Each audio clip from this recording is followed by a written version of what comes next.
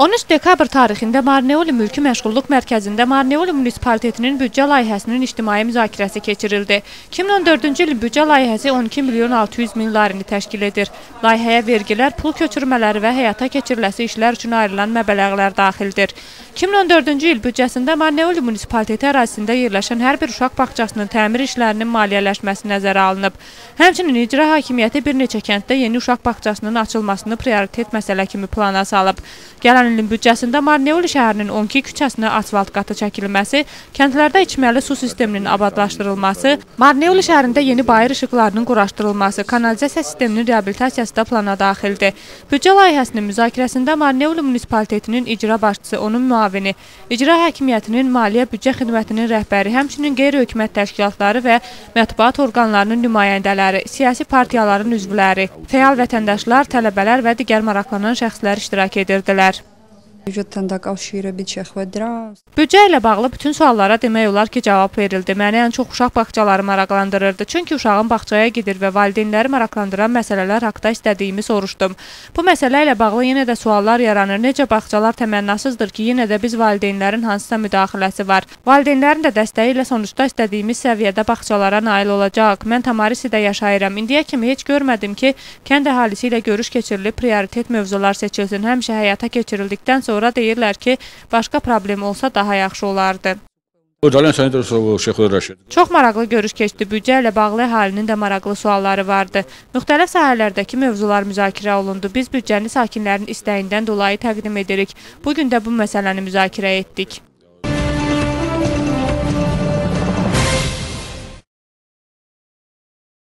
İldə 20 dəfə çox dəhşətli xəstəlik var idi. Başqa yerlərdə bir dəfə müalicə yetirsə, burada ən azı 10 dəfə müalicə lazımdır. Cinçğaro sakinləri uzun illərdir müxtəlif xəstəliklərlə mübarizə aparırlar. Bunun səbəbi isə kəndin ərazisindən davamlı olaraq keçən minlərlə malqaradır. Onları payız və yaz aylarında mərkəzi yolun vasitəsilə tez-tez aparırlar. Bu yolla naxır və sürü aparırlar. Bütün hər yer tozun içində olur. Ailəlikcə hamımız xəstələnirik. Nə uşaq, nə gənc bu yoldan keçə bilmir. Bu naxır kəndə daxil olanda xəstəliklər də daxil olur. İndi bu sürülər keçir deyə mənim də evdə saxladığım balaca buzuqlarım xəstələnib. Yerlilər bildirirlər ki, başqa yol da var, ancaq naxır və sürüləri yenə də kəndin içindəki yolla aparırlar. Onların sözlərinə görə Tetritsqaroya daxil olan bir neçə kənddə bruselyoz və qara yara halları da qeydə alınıb. Kənddə istehsal işi ilə məşğul olanlar öz narahatlıqlarını bildirirlər. Onlar malqara keçən zaman yaranan antisanitariyadan danışırlar. Sakinlər bundan öz narazılıqlarını bildirir. Bizim kəndə kim gəlir, hamı deyir, bu nə qoxudur, belə kəndi bürüyüb. Bu malqaranın əlindən burada necə təmizliyi qoruyaq ki, buradan gündə 30 min malqara keçir. Ən təhlükəlisi isə kəndin oturacaqlarına bastırılmış malqara cəsədləridir ki, müvafiq şəkildə müdafiə olunmayıb və əhaliyə xüsusi təhlükə yaradır. Bu 2011-ci ildən belədir. 50-yə yaxın heyvan ölmüşdü. Onlardan 7-si burada bastırılıb. Ölçülər müdafiə olunmayıb. Buradan görürsünüz, əsas yol budur və yaxınlıqda isə heyvan bastırılıb. Xahişinin heyvanları idi, buraya bastırdılar. Bunu atom bombası adlandırmaq olar. O dərəcədə bizim üçün təhlükəlidir. Cinçğaro əhalisi müvafiq orqanlardan vaxtında reaksiya göstərmələrini tələb edir. Onlar bildirirlər ki, bu problem həll olunandır, ancaq dövlət bu istiqamətdə çalışmalıdır. Əks halda problemi özləri həll etməyi planlaşdırırlar. Bu problem həll oluna bilər. İndi bir ay yarımdır, demək bütün kəndin əhalisi nəfəs almaq imkanımız belə yoxdur. Xəstəlik gətirirlər. Bu qoyunlar geriyə qaydanda biz kənd əhalisi buradan keçməyə izin verməyəcəyik. Kəndin girişində duracaq. Haradan istəyirlər, oradan da keçsinlər. Qoyunçuluq inkişaf edən regionlarda bu problem kəskin şəkildə durur. Gürcüstan Qoyunçular Asosiasiyası hal-hazırda məhz bu məsələlər üzərində çalışır. Asosiasiya rəhbərinin sözlərinə görə belə mövzular dövlət səviyyəsində müzakirə olunmalıdır və həllini tapmalıdır. Qoyunların keçməsi üçün Gürcüstanda 2 yol var. Biri Dedoplisçğarodan başlayır, ikincisi isə Trialetiyə tərəf gedir.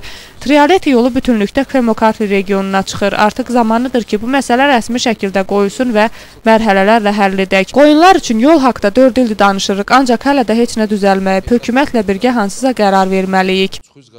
Problemin həllini gözləməklə yanaşı, əhali təhlükəli xəstəliklərlə mübarizə aparmalı olur. Tetirçxara munisipalitetinin bir neçə kəndi isə artıq qarayara xəstəliyinin yayılacağı mənbə hesab olunur.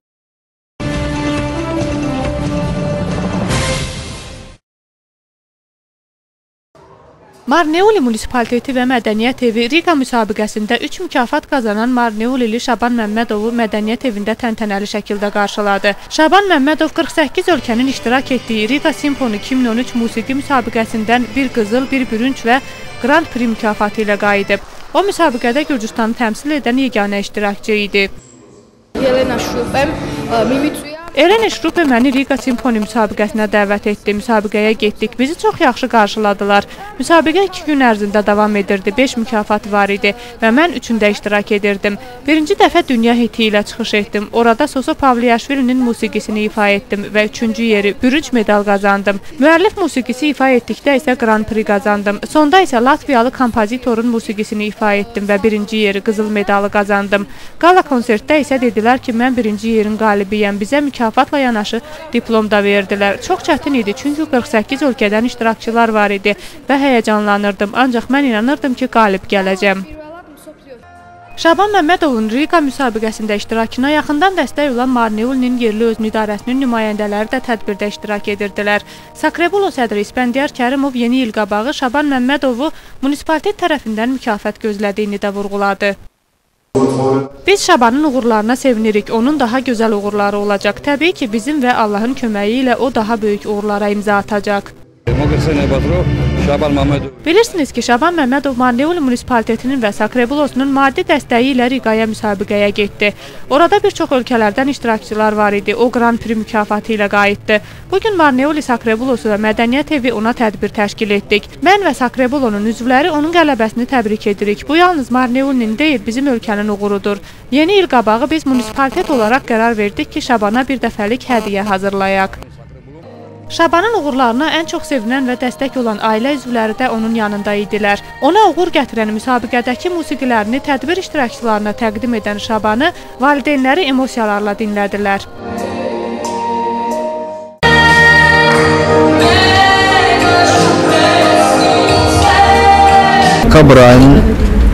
Dekabr ayının 4-dən 9-una tam Latviya devlətinin Riqa şəhərində, paytaxtında konkurs keçirdi. Mecnarodi, yəni konkurs, beynəlxalq konkurs. Biz oraya dəvət almışdıq.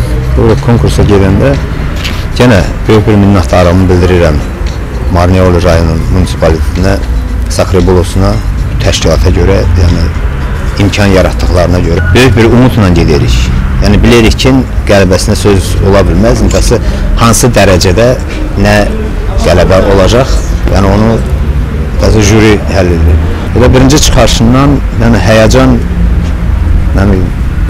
sözlə deyiləsi deyil. Bütün hər kəsi, bütün rayonu, devləti, yəni bütün Gürcüstandan tək yeganə Şaban idi, Gürcüstanı təmsil edən. Bütün Gürcüstanı təbrik edirəm bu qələbə ilə. Grand Prix sahibi olan Şaban Məmmədov gələcəkdə Gürcüstanın sərhədlərindən kənar bir çox müsabiqələrdə iştirak etməyə hazırlaşır.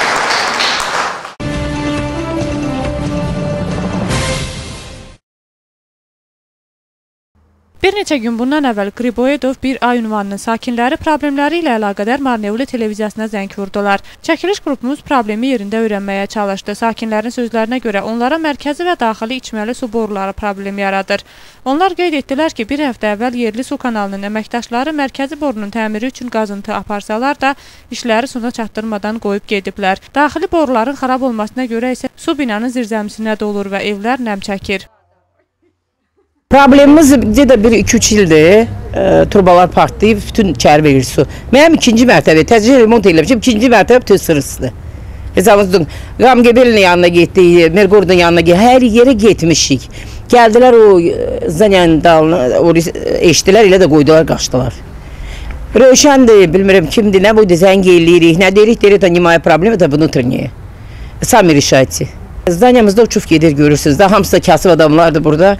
Heç kim heç nə elə bilmir. Hər yerə, Tiflis, vapşı, Qaraçiliniyə hər gün zəng eləyirik. Если нужно будет, düz bunların ministerstvosuna gedəcək. Griboyedov bir ay küçəsinin sakinlərinin problemi ilə bağlı yerli su kanalının nümayəndəsi ilə görüşdük. Что касается улицы Грибоедова. Qriboyedov küçəsinin problemi yeni deyil, uzun zamandır mövcuddur. Orada borular xarab olub. Biz tez-tez oradakı qəzaları düzəldirik. Sizin gördüyünüz yer də bir neçə gün bundan əvvəl təmir olunub. Bizim sakinlərlə də problemimiz yarandı. Çünki onlar həmin sahəni mənimsəyərək özləri üçün mərkəzi boru keçən yerdə hamam və ayaq yolu tikiblər. Əvvəllər orada su borularına ehtiyac yox idi, sonradan əhali oraya yerləşdi deyə indi tələb edirlər. Ancaq daxili boruları çəkmək əhalinin öz işidir. Mərkəzi boruda yaranan problemi isə biz həll etməyə çalışırıq. Yaxın gələcəkdə bizim əməkdaşlar oradakı problemlə tanış olacaq və bütün Qriboyedov küçəsində təqribən 270 metr boru dəyişiriləcək. Binanın qarşısından keçən o borunu isə götürəcəyik. Qeyd olunan məsələ ilə bağlı yerli özünü idarənin icra başçısının müavini, şəhərin meri ilə söhbətləşdik. Onlar Kömokartli su təchizatı xidmətinin nümayəndələri ilə əlaqə saxladılar. Xidmət nümayəndəsi Mişal Oladze Marneoliyə gələrək qeyd olunan problemlə yerində tanış oldu və bizə telefon müsahibəsi verdi. Marneoli ərazisində daxili reabilitasiyalara gəldikdə bildirmək istəyirəm ki, 2014-cü ildə mərkəzi və daxili boruların reabilitasiyası üçün layihə işləri planlaşdırılır. Layihə 2014-cü ilin ilk 3 ayı ərzində həyata keçiriləcək. Layihə başa çatdıqdan sonra tender elan olunacaq. Hansısa küçə konkretləşdirilməyib, əsas prioritet mərkəzi küçələr olacaq. Mən bildiyimə görə həmin küçələrin siyahısına Qriboyedov küçəsi də daxildir. Qriboyedov 1A küçəsinin sakinləri yaxın gələcəkdə öz problemlərinin həll olunacağını gözləyirlər.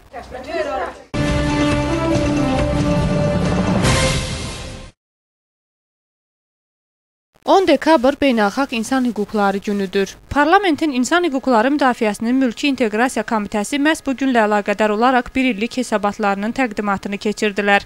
Hesabatda zorakılıq faktlarının çoxluğu, yeni planlar diqqətə yetirilib. Bütün Gürcüstanda olduğu kimi Marneolidə də zorakılıq faktı vacib məsələlərdən biridir. Məhz bu istiqamətdə neçə aydır munisipalitetdə təmənnasız hüquqi yardım mərkəzi fəaliyyət göstərir. Mərkəzin nümayəndəsinin sözlərinə görə Marneolidə zorakılıq faktları çoxdur. Mərkəz isə problemi olan sakinlərə konsultasiya verir. Hüquqi klinikanın məqsədi milli azlıq nümayəndələrinin hüquqlarının qorunması və lazım olan halda məhkəmədə onları müdafiə etməkdir. Biz lazım olanda ərizələr və şikayətlər hazırlayırıq. Müraciət edənlər çoxdur. Əsas müraciətlər boşanma, aliment və miras məsələləri ilə bağlıdır. İnsan hüquqlarından Marneoli sakini Ninom Tvarelidze danışdı. Onun sözlərinə görə az-çox insan hüquqları müdafiə olunub, ancaq zorakılıq faktlarının tam aradan qaldırılması üçün dövlət başqa mexanizmlərdə işləməlidir. Mən düşünürəm ki, bizim ölkədə insan hüquqları yetərli dərəcədə qorunur. Mənim heç vaxt bununla bağlı problemim olmayıb. Yalnız onu qeyd edərdim ki, bu mərhələdə fiziki imkanları məhdud olan şəxslərin hüquqları yetərli dərəcədə müdafiə olunmayıb. Qadınların da öz sözlərini demək hüquqları var. Onların hansısa hüququ məhdudlaşdırılmayıb. Rayonun spesifikliyinə Elmira Yoselyani diqqət yetirir. Onun sözlərinə görə Marneolidə ən çox qadınların hüququ pozulur. Ancaq bu problemi aradan qaldırmaq üçün yenə də hüququ məhdudlaşdırılmış qadınlar mübarizə aparmalıdır. Bu prosesdə dövlətin böyük rolu da olmalıdır. Yalnız qanunda yazılmaqla o demək deyil ki, yerli özünü idarə bunu yerinə yetirir, insanın özü tələb etməlidir. İnsan ilk növbədə təhsilli olmalıdır ki, ona lazım olanları tələb etsin. Mən düşünürəm ki, insan özü özünü qorumalıdır. Sən özün bunu bacarmırsansa, başqası səni necə qoruyacaq? Məncə tam müdafiə olunmayıb hüquqlarımız. Mən öz ölkəmdə elementar məsələlər üçün çox enerji sərf edirəmsə, hansı müdafiədən danışmalıyam? Öz ölkəmdə mən özümü müdafiəli hiss etmirəm. Ekspertlərin bildirdiyinə görə hər il insan hüquqlarının müdafiəsi üçün yeni və keyfiyyətli mexanizmlər işlənməlidir.